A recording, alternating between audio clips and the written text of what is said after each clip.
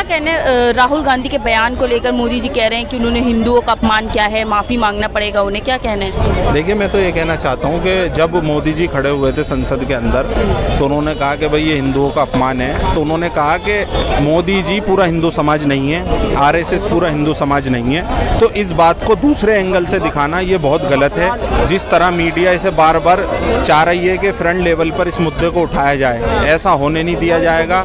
और मैं तो ये कहना चाहता हूँ कि राहुल जी ने सबसे पहले क्या कहा, सभी धर्म गुरुओं के उन्होंने वो बताया कि कौन सा धर्म क्या कहता है। हर धर्म ये कहता है कि हिंसा मत फैलाओ, अहिंसा के साथ खड़े रहो। तो उन्होंने यही बात कही। इसमें गलत क्या कहा देश के अंदर? भाई लगातार जिस तरह भारतीय जनता पार्टी चुनाव का टाइम हो, कैंपेनिंग का या कोई भी अदरवाइज काम हो, उसके अंदर टारगेट करती है वो। तो कभी कहते हैं कि आपके मंगलसूत्र छीने जाएंगे, कभी कहते हैं कि हिंदू खतरे में है। तो इससे साफ साबित होता है कि भारतीय जनता पार्टी की जो लॉबी है और आरएसएस की, वो यही है हिंसा फैलाने की। और लगातार मैं हिंदू समाज से कहना चाहता हूँ कि राहुल गांधी जी ने जो कहा है वो किसी समाज के लिए नहीं कहा है, वो सिर्फ बीजेपी की पार्टी के लिए कहा है, जो लगातार वो देश के अंदर बांटने की राजनीति करते हैं। अच्छा, वो ये राहुल गांधी ने भी बोला कि डरा धमका कर राजनीति करती है भाजपा, इससे सहमत है? देखिए, बिल्कुल हकीकत बात है। जिस तरह डराना, अयोध्या के लोगों को डराना, जीतने के बाद उनको गलत शब्द उनके खिलाफ बोलना, लगातार देश के अंदर जो है डर का माहौल पैदा करना, क्या है जिनके बच्चे ज़्यादा हैं उन्हें आपकी पूरी वो दे दी जाएगी आर्थिक। तो लगातार ये देश के अंदर पिछले 10 सालों के अंदर जो माहौल तैयार करा है, उसी के ऊपर राहुल गांधी जी ने स्पीच दी थी।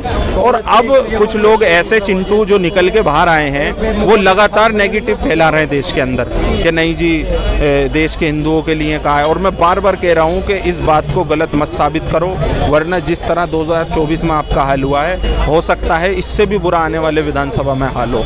क्योंकि गलत नेरेटिव मत फैलाओ। संसद के अंदर और भी बातें हुई थी, अग्निवीर परीक्षा पे बात हुई थी और आपका किसान आंदोलन के ऊपर। अब भारतीय जनता पार्टी के लोग तो जो 700 किसान मरे उन्हें भी आतंकवादी कहते हैं। तो अब इससे क्या साबित होता है कि कहीं ना कहीं ये लोग, अगर भारतीय जनता पार्टी का कोई सपोर्ट करता है तो वो पक्का हिंदू है, और कोई किसी अदर पार्टी का, ये तो हमारा मौलिक अधिकार है, संविधान ने हक दिया हम किसी भी पार्टी को सपोर्ट करें। हम बीजेपी के हिंदू नहीं, देश के हिंदू बनना चाहते हैं इस देश के। अच्छा, क्या कहना है, मोदी जी कह रहे थे कि आतंकवादी हमलों को लेकर उन्होंने बोला है कि अब हिंदुस्तान जो है घर में घुस के मारता है, पहले तो सरकार चुप रहती थी ऐसे हमले। नहीं तो घर में घुस के किसके मार दिया? क्या पहले उससे क्या कहते हैं हमले नहीं होते थे क्या? पहले भी होते थे, वो भी गलत थे। आज भी हो रहे हैं, वो भी गलत है। पहले भी हमले होते थे, तब पाकिस्तान को लाल आंखें करके डराया जाता था। आज जब चाइना ने हमारी जमीन पे इतना कब्जा कर लिया है, उसके खिलाफ मोदी जी क्यों नहीं बोल रहे? अरुणाचल प्रदेश में क्या हुआ नहीं है? वहाँ के चाइना के स्कूलों में उससे क्या कहते हैं पूरा मैप बदल दिया, बच्चों को मतलब मैप का डायरेक्शन चेंज करके पढ़ाया जा रहा है। आज मोदी जी उनको क्यों लाल लाल आके करके नहीं डरा रहे?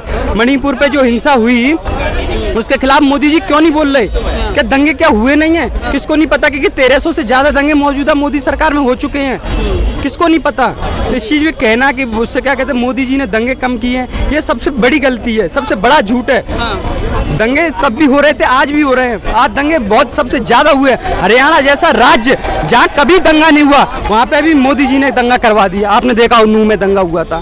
तो ये मत कहिए कि दंगे नहीं हो रहे, दंगे सब जगह हो रहे हैं। आज तुम कहीं पे भी छोटी रैली वगैरह निकले, कहीं पे भी कुछ भी वहाँ पे ऐसा धार्मिक वो हो जाए तो वहाँ दंगा तुरंत हो जाता है, तुरंत नॉन स्टॉप। उत्तर प्रदेश तो सबसे माहिर है इस चीज में। तो आप क्यों नहीं इस चीज को मानते हैं? गलती अपनी क्यों नहीं बताते हमारी यहाँ गलती है?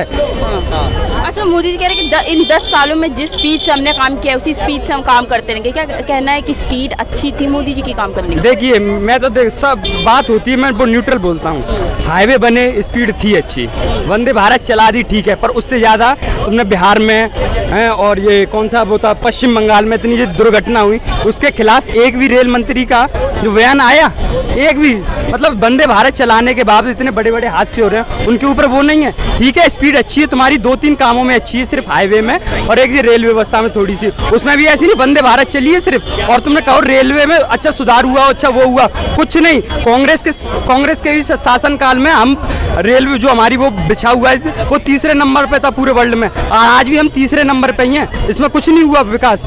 ठीक है, तो बीजेपी की जो स्पीड है बहुत तेज स्पीड स्पीड है, और उसको मैं अभी आपके सामने कुछ पेपर लीकेज की लिस्ट है उससे मैं बताता हूँ 2014 से लेके 2024 तक की, जिसमें अपन देखेंगे अगस्त 2014 आर्मी रिक्रूटमेंट एग्जाम का पेपर लीक।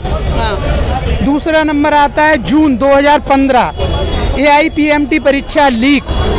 तीसरा नंबर आता है मार्च 2016 SSC ये PO SIO ASI परीक्षा लीक।